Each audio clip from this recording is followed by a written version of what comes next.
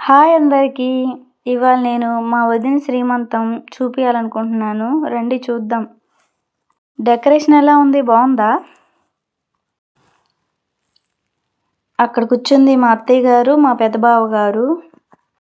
చుట్టాలు కూడా వచ్చేసారు. ఇంకా మా వదిన కూడా రెడీ అయిపోయారు.